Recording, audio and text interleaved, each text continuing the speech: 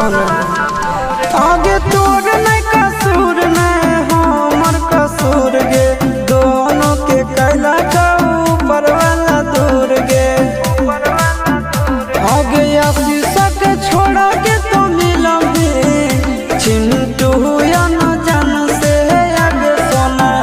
चिंटू या न जान से जोड़ी है बनावल भगवान के दोस्त नहीं इंसान के आगे सोना दोस्त नहीं